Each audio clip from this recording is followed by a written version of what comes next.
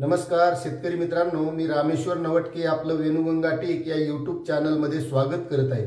मित्रांनो, शासनाने मागेल त्याला शेततळे योजना आणलेली आहे।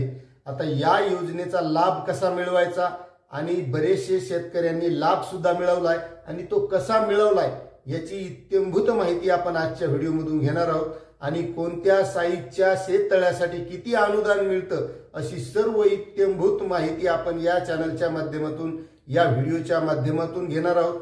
त्यामुळे तुम्ही जर आपल्या चॅनलवर नवीन असाल तर चॅनलला सबस्क्राइब करा, व्हिडिओला लाईक करा आणि हा व्हिडिओ प्रत्येक शेतकऱ्यापर्यंत शेअर करा। तर शेतकरी मित्रांनो, मागेल त्याला शेततळे योजना, तर ही योजना कशासाठी आहे? विहिरीची योजना आहे। आपल्याला विहीर घेता येते शासनाच्या माध्यमातून आणि जर आपल्या विहिरीलाही पाणी नसेल तर अशा वेळेस आपल्याला हे शेततळ कामी पडतं।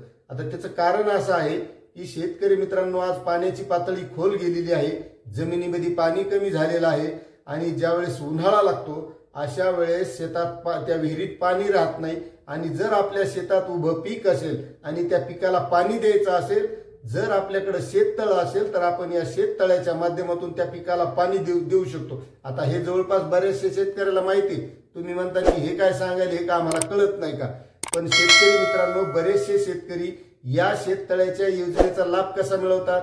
फक्त अनुदान मिळतं म्हणून, म्हणजे आपला कसा तरी खड्डा खांदायचा, त्याचा फोटो काढायचा आणि आपल्याला अनुदान भेटतंय, बस अनुदान भेटलं की तो खड्डा साफ।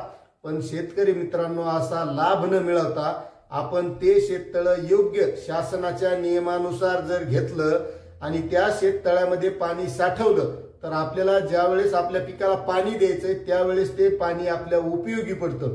आता काही शेतकरी म्हणतील की आमच्या शेततळ्यात पाणीच राहत नाही, पाणी झिरपून जातं, तर शेतकरी मित्रांनो त्यासाठी सुद्धा शासनाने ताडपत्रीची योजना आणलेली आहे। म्हणजे आपण त्या शेततळ्याला ताडपत्री अस्तरीकरण करू शकतो आणि त्यासाठी सुद्धा शासनाने अनुदान दिलेलं आहे। मग आपण जर व्यवस्थित शेततळ घेतलं, ताडपत्री घेतली, ताडपत्री अंतरली आणि त्यामध्ये जर पाणी टाकलं तर ते पाणी आपल्याला कोणत्याही वेळेस उपयोगी पडतं। आणि बऱ्याच शेतकऱ्यांचं असं असतं की पावसाळ्यामध्ये विहिरी अशा तुडुंब भरून वाहत असतात आणि दिवाळीच्या नंतरच त्या विहिरीला पाणीच राहत नाही। मग अशा वेळेस त्या शेतकऱ्याने जर ते पाणी विहिरीचं आपल्या शेततळ्यामध्ये साठवलं आणि ज्या वेळेस गरज पडते त्यावेळेस ठिबकद्वारे किंवा स्प्रिंकलरद्वारे जर आपल्या त्या पिकाला शेतीला पाणी दिलं तर अशा वेळेस त्या शेततळ्याचा उपयोग पडतो। त्यामुळे आता शेतकरी मित्रांनो, सध्या शेततळे योजना म्हणजे मागेल त्याला शेततळेसाठी अर्ज भरणे सुरू आहे। आता यामध्ये अर्ज कोण करू शकतो? ज्या शेतकऱ्याकडे जमीन आहे आणि ज्या शेतकऱ्यांना या अगोदर या शेततळ्याच्या योजनेचा लाभ घेतलेला नाही असा शेतकरी या योजनेसाठी पात्र आहे। आणि आता या योजनेच्या कोणत्या साईजच्या शेततळ्यासाठी किती अनुदान मिळतं? तर शेतकरी मित्रांनो, 15x15x3 म्हणजे 15 लांबी, 15 रुंदी आणि 3 मीटर खोल या शेततळ्यासाठी 28,275 रुपये अनुदान मिळतं। 20x20x3 मीटर साठी 41,218 रुपये अनुदान मिळतं। 20x25x3 मीटर साठी 31,598 रुपये अनुदान मिळतं। 25x25x3 एवढ्या शेततळ्यासाठी 49,671 रुपये अनुदान मिळतं। तर 25x25x3 मीटर म्हणजे वैकल्पिक साठी 58,700 रुपये अनुदान मिळतं। 30x25x3 मीटर साठी 67,728 रुपये अनुदान मिळतं। 30x30x3 मीटर साठी 75,000 रुपये अनुदान मिळतं।